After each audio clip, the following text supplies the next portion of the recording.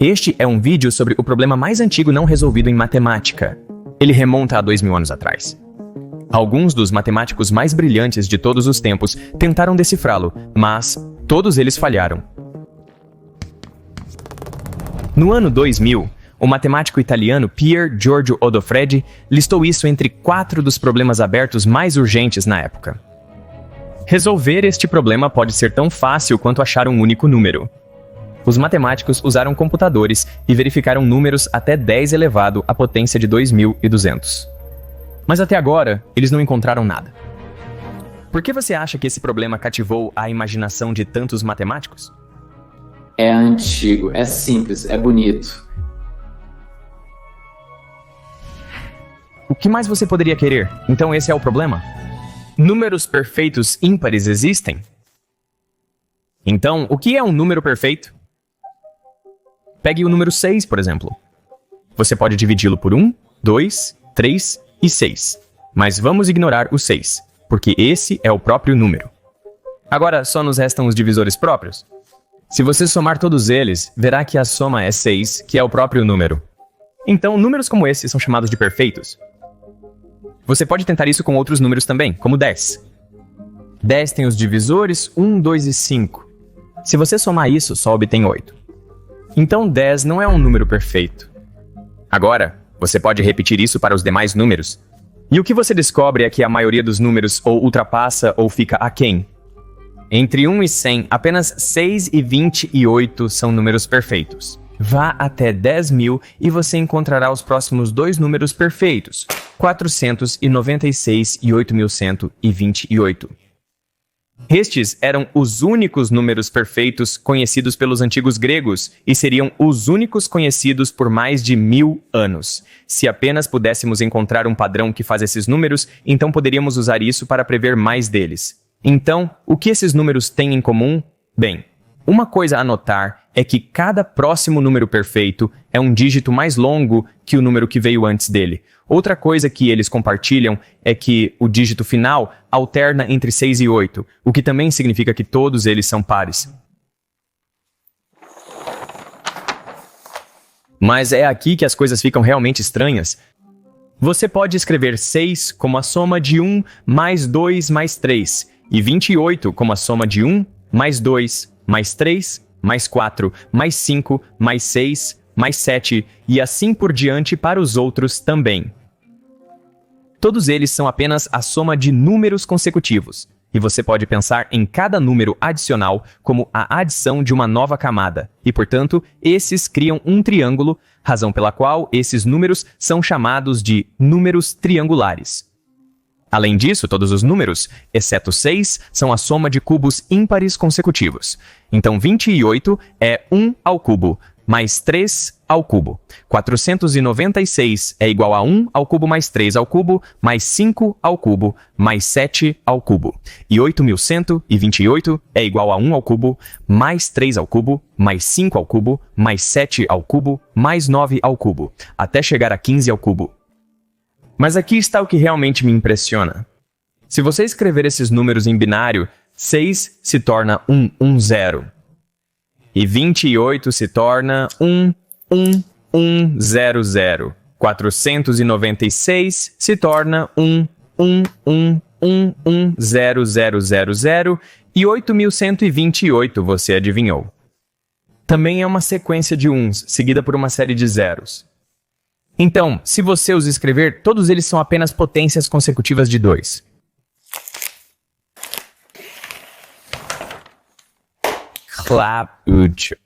Por volta de 300 a.C., Euclides pensava de forma semelhante quando descobriu o padrão que forma esses números perfeitos. Pegue o número 1 e dobre-o. Você obtém 2. Continuando a dobrar, você obtém 4, 8, 16, 32, 64 e assim sucessivamente. Começando com 1, some o próximo número a ele. Então 1 mais 2 é igual a 3. Se o resultado for um número primo, multiplique-o pelo último número da sequência para obter um número perfeito. 2 vezes 3 é igual a 6, o primeiro número perfeito. Vamos continuar a fazer isso. Some 1, 2 e 4. O resultado é 7, que outra vez é um número primo. Multiplique pelo último número, 4, e você obtém 28, o próximo número perfeito. Agora, adicione 1 mais 2 mais 4 mais 8 igual a 15. Mas 15 não é primo, então continuamos. Adicione 16 para obter 31. Esse é primo. Multiplique por 16 e obtém 496, o terceiro número perfeito. Agora, você pode continuar a fazer isso para encontrar números perfeitos cada vez maiores. E usando isso, podemos reescrever os três primeiros. Então, 6 é igual a 1 mais 2, vezes 2 elevado à potência de 1, e 28 é igual a 1 mais 2 mais 4 vezes 2 ao quadrado. E 496 é igual a 1 mais 2 mais 4 mais 8 mais 16 vezes 2 elevado à potência de 4, onde o primeiro termo é primo. Mas ainda há um jeito mais prático de escrever isso. Pegue qualquer soma de potências consecutivas de 2. 2 elevado à potência de 0, que é 1, mais 2 elevado a 1, mais 2 elevado a 2, tudo até 2 elevado a n menos 1. E agora, porque você não sabe n, você não sabe ao que isso é igual. Mas será igual a algo. Então vamos chamar isso de t. Agora multiplique toda essa equação por 2. Então você obtém 2 elevado a 1, mais 2 elevado a 2, até 2 elevado a n, e tudo isso é igual a 2t. Se você agora subtrair a primeira equação da segunda, quase todos os termos serão cancelados, e você fica com t igual a 2 elevado a n menos 1. Então você pode substituir toda essa série por 1 a menos que a próxima potência de 2. Então 6 se torna 2 ao quadrado, menos 1 vezes 2 ao 1. 28 se torna 2 ao cubo, menos 1 vezes 2 ao quadrado. E 496 se torna 2 a 5 menos 1, vezes 2 elevado a 4. Você vê o padrão? Este número é sempre 1 a mais que este. Então, se chamarmos isso de P, a fórmula de Euclides, que dá um número perfeito, é 2AP menos 1 vezes 2AP menos 1, sempre que isso for primo. Agora, porque você está multiplicando por 2AP menos 1, que é par, isso sempre dará um número par. Euclides encontrou uma maneira de gerar números perfeitos pares, mas ele não provou que essa era a única maneira. Portanto, poderiam existir outras formas de se obter números perfeitos, incluindo, potencialmente, os ímpares. 400 anos depois, o filósofo grego Nicômaco publicou Introductio Arithmetica, o texto padrão de aritmética para os próximos 1000 anos. Ele afirmou 5 conjecturas, declarações que acreditava serem verdadeiras, mas não se deu ao trabalho de tentar provar. Suas conjecturas eram: 1. O enésimo número perfeito tem ni dígitos. 2. Todos os números perfeitos são pares. 3. Todos os números perfeitos terminam alternadamente em 6 e 8 alternadamente. 4. O algoritmo de Euclides produz todos os números perfeitos pares. E 5. Existem infinitos números perfeitos. Pelos próximos 1000 anos, ninguém conseguiu provar ou refutar qualquer uma dessas conjecturas, e elas foram consideradas fatos. Mas no século XIII, o matemático egípcio Ibn Faldus publicou uma lista com 10 números perfeitos e seus valores de P. 3 desses números perfeitos acabaram não sendo perfeitos de todo, mas os restantes são. O quinto número perfeito tem 8 dígitos, o que refuta a primeira conjectura de Nicomachos. Além disso, o quinto e o sexto número perfeito terminam em 6. Então isto refuta a terceira conjectura de Nicomachos de que todos os números perfeitos terminam alternadamente em 6 ou 8. 2 conjecturas foram refutadas, mas e as outras 3?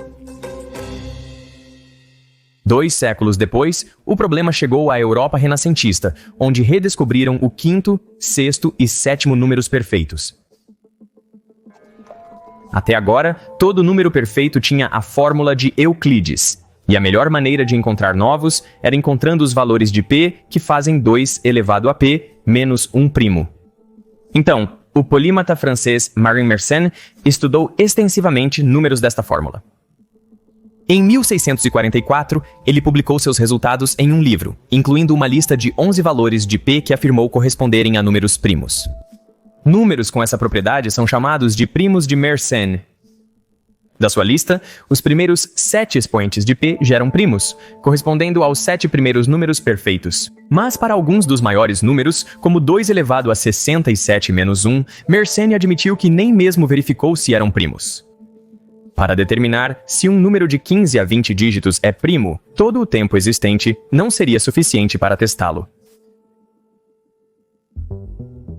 Mersenne discutiu os números perfeitos com outros importantes nomes da época, como Pierre de Fermat e René Descartes. Em 1638, Descartes escreveu para Mersenne: "Acho que posso mostrar que não existem números perfeitos pares exceto aqueles de Euclides."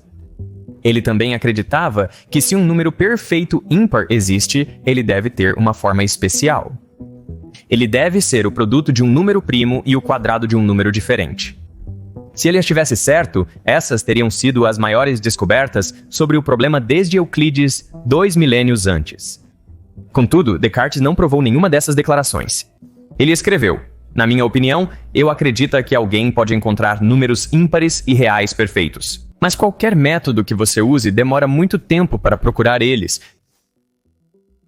Cerca de 100 anos depois, na Academia de São Petersburgo, o matemático prussiano Christian Goldbach conheceu um prodígio da matemática de 20 anos. Os dois continuaram em contato, se correspondendo por correio. E em 1729, Goldbach apresentou este jovem ao trabalho de Fermat. A princípio, ele parecia indiferente, mas após a insistência de Goldbach, se apaixonou pela teoria dos números, dedicando os próximos 40 anos trabalhando em diferentes problemas na área. Entre eles estava o problema dos números perfeitos. O nome deste prodígio era Leonhard Euler. Euler retomou de onde Descartes parou, mas com mais sucesso. Ao fazer isso, ele fez 3 avanços neste problema.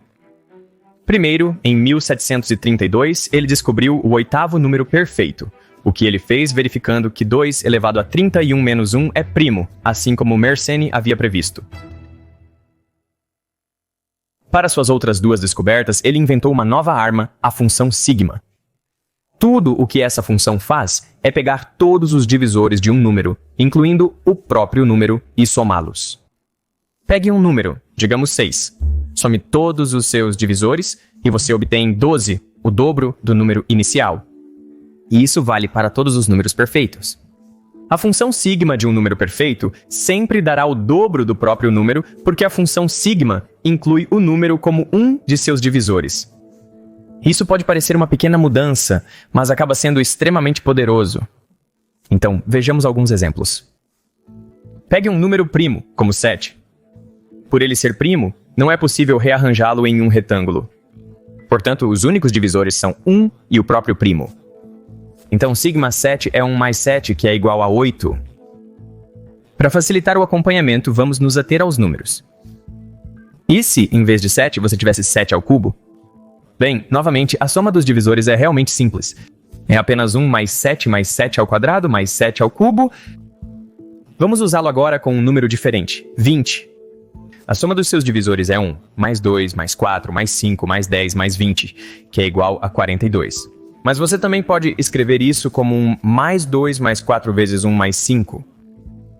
E é isso que torna a função sigma tão poderosa. Se um número é composto por outros números que não compartilham fatores entre si, então você pode dividir a função sigma em funções sigma das potências primas que o compõem. Então, sigma de 2 ao quadrado vezes sigma 5 é igual a sigma 20. Como qualquer número pode ser escrito como produto de potências primas, você pode dividir a função sigma de um número composto nas funções sigma de suas potências primas. Com sua nova função disponível, Euler alcançou a sua segunda grande descoberta e fez o que Descartes não conseguiu. Ele provou que todo número perfeito par tem a fórmula de Euclides. Este teorema de Euclides-Euler resolveu um problema de 1600 anos e provou a quarta conjectura de Nicômaco. O historiador de matemática William Dunham chamou isso de a maior colaboração matemática da história. Mas Euler ainda não havia terminado. Ele também queria resolver o problema dos números perfeitos ímpares. Para sua terceira descoberta, ele decidiu provar outra afirmação de Descartes. Todo número perfeito ímpar deve ter uma forma específica. Porque se um número perfeito ímpar realmente existir, você sabe 2 coisas. Primeiro, n é ímpar E segundo, sigma de n é igual a 2n. Qualquer número n pode ser escrito como um produto de números primos, onde cada primo pode estar elevado a uma potência. Vamos colocar isso na função sigma de Euler. Então você obtém sigma de n igual a sigma de todos esses primos para suas potências, que é igual a 2n. Como todos esses fatores são primos, é possível dividir a função sigma nas sigmas das potências primas individuais. Agora, uma coisa a anotar é que se você tem um número primo elevado a uma potência ímpar, por exemplo, 7 a potência de 1, então a função sigma será par, porque 1 mais 7 é igual a 8. Você sempre obterá um número par, porque ímpar mais ímpar é par. Se o número primo for elevado a uma potência par, como 7 ao quadrado, então a função sigma retorna um número ímpar. Sigma de 7 ao quadrado é igual a 1 mais 7 ao quadrado, que é igual a 57, porque ímpar mais ímpar é igual a ímpar. Então, se você tem a função sigma de um primo ímpar elevado a uma potência ímpar, ela dará um número par. Se for elevado a uma potência par, você obtém um número ímpar. E é aqui que entra a genial perspicácia de Euler. Porque aqui do lado direito você tem 2 vezes n, onde n é um número perfeito ímpar e 2 é par. Bem, o que isso significa é que do lado esquerdo deve haver apenas um número par. Porque se houvesse 2 números pares, você poderia fatorar para 4. Mas isso significa que você também deveria ser capaz de fatorar 4 do lado direito. O que você não pode porque n é ímpar, e há apenas um único 2 aqui. Então, apenas um desses sigmas aqui pode dar um número par, o que significa que existe exatamente um primo que está em uma potência ímpar, e todos os outros devem estar em uma potência par, exatamente como Descartes havia previsto. Agora, Euler refinou um pouco mais a fórmula e mostrou que um número perfeito ímpar deve cumprir esta condição. Mas nem mesmo Euler conseguiu provar se eles existiam ou não. Ele escreveu: se existem ou não números perfeitos ímpares é a questão mais difícil. Nos próximos 150 anos, muito pouco progresso foi feito e nenhum novo número perfeito foi descoberto. O matemático inglês Peter Barlow escreveu que o 8º número perfeito de Euler é o maior que jamais será descoberto, pois, como eles são meramente curiosos, sem serem úteis, é improvável que alguém tente encontrar um além dele. Mas Barlow estava errado. Os matemáticos seguiram buscando esses números perfeitos esquivos. E a maioria começou com a lista de primos propostos por Mersenne. O próximo em sua lista era 2 elevado a 67 menos 1. Até agora, Mersenne tinha feito um excelente trabalho. Ele incluiu o 8º número perfeito de Euler, enquanto evitava outros como 29, que acabaram não levando a um número perfeito. Mas 230 anos após Mersenne publicar sua lista, Édouard Lucas provou que 2 elevado a 67 menos 1 não era primo, embora não tenha conseguido encontrar seus fatores. Após 27 anos, Frank Nelson Cole palestrou na Sociedade Americana de Matemática. Sem dizer uma palavra, ele caminhou até um lado da lousa e escreveu: 2 elevado a 67 menos 1 é igual a 147 quinquilhões, 573 quadrilhões, 952 trilhões, 589 bilhões, 676 milhões, 412 mil, 927. Ele caminhou até o outro lado da lousa e multiplicou 193 milhões, 707 mil, 721 vezes 760, 1 bilhões. 838 milhões, 257 mil, 287, obtendo o mesmo resultado. Ele se sentou sem dizer uma palavra e a plateia irrompeu em aplausos. Ele admitiu mais tarde que levou 3 anos trabalhando aos domingos para resolver isso. Um computador moderno resolveria isso em menos de um segundo. De 500 a.C. até 1952, as pessoas haviam descoberto apenas 12 primos de Mersenne e, portanto, apenas 12 números perfeitos. A maior dificuldade era confirmar que grandes números de Mersenne eram realmente primos. Porém, em 1952, o matemático americano Raphael Robinson criou um programa de computador para realizar essa tarefa e o executou o computador mais veloz da época, o SUAC. Em 10 meses, ele encontrou os 5 números primos de Mersenne seguintes, correspondendo a números perfeitos. Nos 50 anos seguintes, novos números primos de Mersenne foram descobertos em sucessão rápida, todos com o uso de computadores.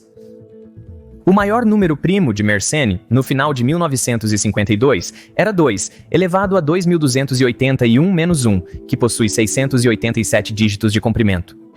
No final de 1994, o maior número primo de Mersenne era 2 elevado a 859.433-1, que possui 258.716 dígitos de comprimento.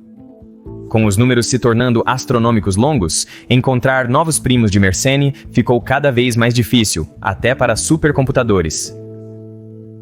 Em 1996, o cientista da computação George Woltman lançou a grande busca na internet por primos de Mersenne, ou GIMS. A GIMS distribui o trabalho por muitos computadores, permitindo que qualquer um ofereça a potência de seu computador para ajudar na busca por primos de Mersenne.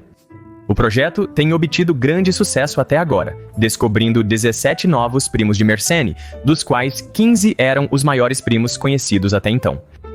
E a melhor parte? Se seu computador descobrir um novo primo de Mersenne, você será listado como descobridor, juntando-se a alguns dos melhores matemáticos da história.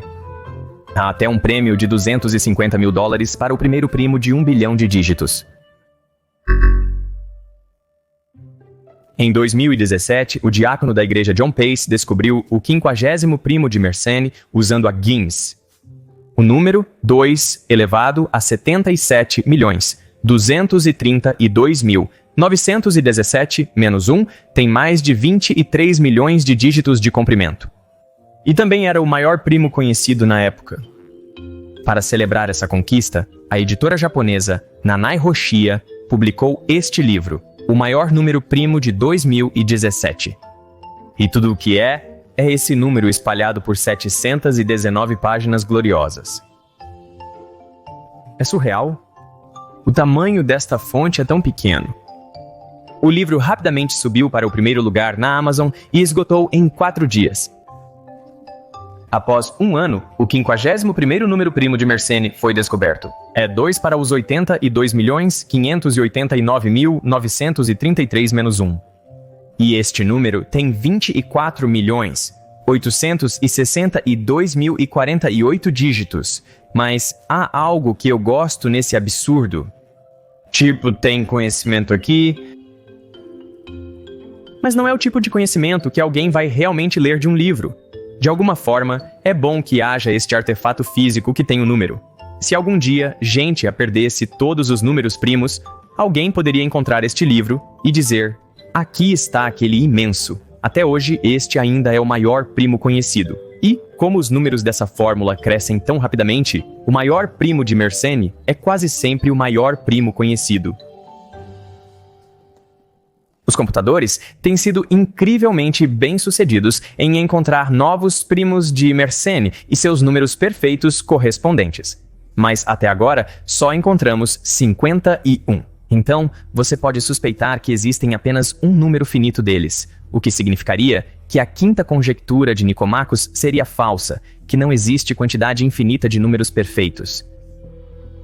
Mas isso pode não ser o caso. A conjectura de Leinster-Pomerantz-Wagstaff prevê quantos primos de Mersenne devem aparecer com base em quão grande é P. Agora, esses são os dados reais. A conjectura se sai notavelmente bem, mas, mais importante, ela prevê que existem infinitos primos de Mersenne e, portanto, infinitos números perfeitos pares. Os primos de Mersenne são tão grandes e raros que levam muito tempo e recursos de computador para encontrar. Mas uma conjectura não é uma prova. E até hoje, este problema compartilha o título de problema mais antigo não resolvido em matemática com a outra questão em aberto. Existem números perfeitos ímpares? A maneira mais fácil de resolver este problema é encontrando um exemplo. Então vamos verificar diferentes números ímpares e ver se há algum perfeito. Foi exatamente isso que os pesquisadores tentaram em 1991. Usando um algoritmo inteligente chamado cadeia de fatores, eles mostraram que se um número perfeito ímpar existe, deve ser maior que 10 elevado a 300. 21 anos depois, Pascal Okun e Michael Rao aumentaram esse limite inferior para 10 elevado a 1500, com progressos recentes empurrando esse número para 10 elevado a 2200. Com números tão grandes, é improvável que um computador encontre um tão cedo, então precisaremos ser inteligentes. Como uma prova disso pareceria, como poderíamos realmente provar isso? Acho que a principal ideia que as pessoas têm tentado abordar esse problema é criar cada vez mais condições que os números perfeitos ímpares devem satisfazer. É chamado de teia de condições, onde tem que ter 10 fatores primos, que agora sabemos, e talvez milhares de fatores primos não distintos. Além disso, tem que ser maior que 10 elevado a 3.000 e precisa cumprir todas essas condições diferentes. Esperamos que, eventualmente, existam tantas condições que restringam tantos números que eles não possam mais existir. Desde Euler, os matemáticos seguem adicionando novas condições a essa teia. Mas até agora não funcionou. Mas pode haver outro caminho.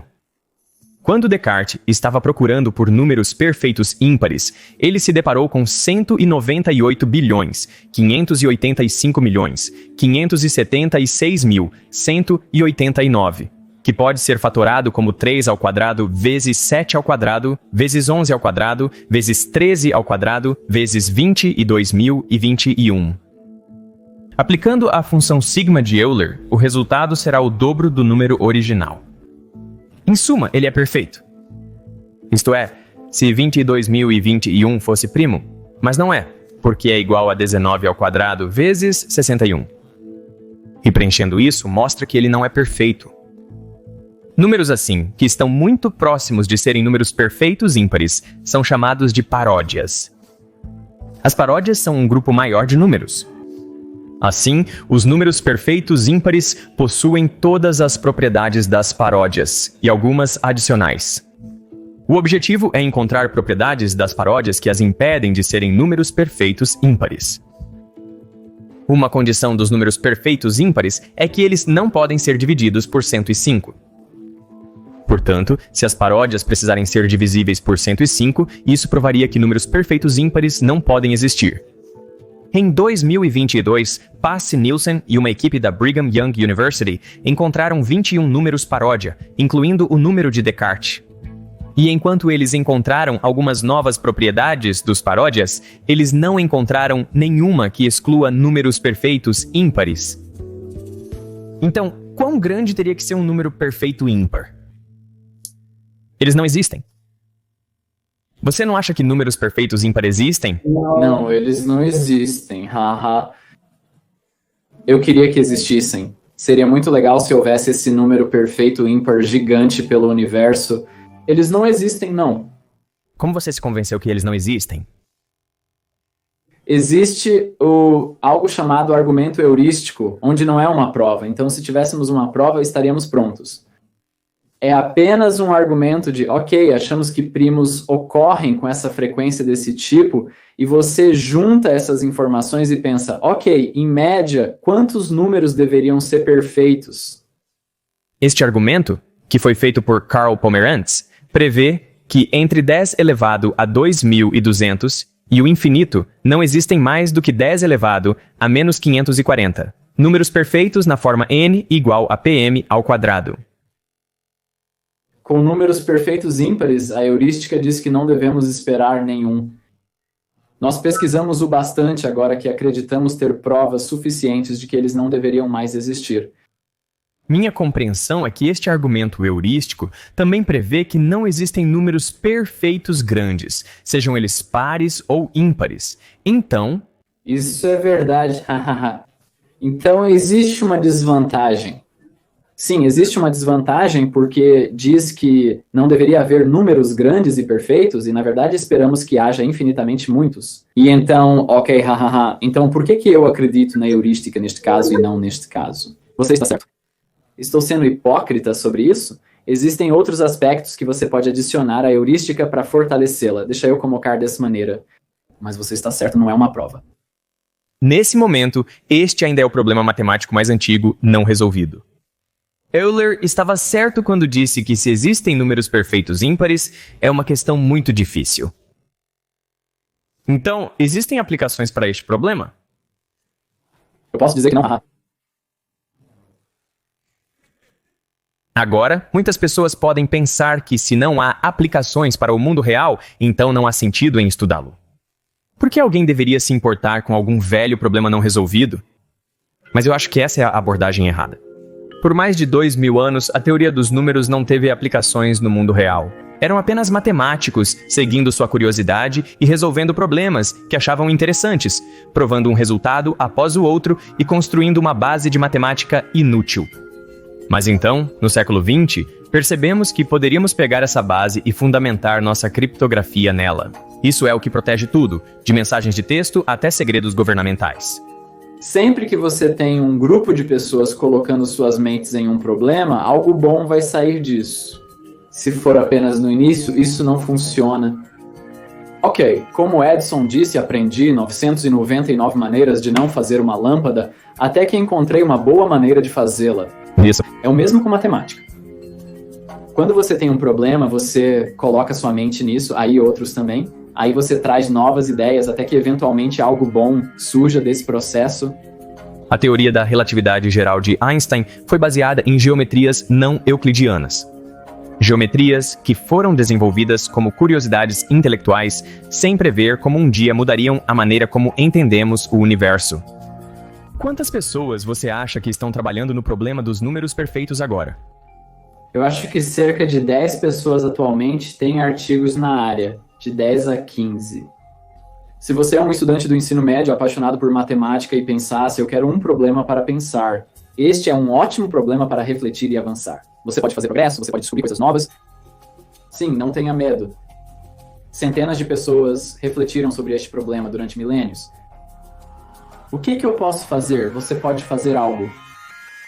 Por que estudar matemática se você não tem certeza se isso o levará a algum lugar? Bom, porque fazer matemática é a única forma de saber com certeza.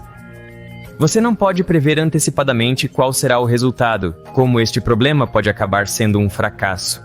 Podemos resolvê-lo e pode não significar nada para ninguém, ou pode acabar sendo extremamente útil. A única maneira de saber com certeza é tentar.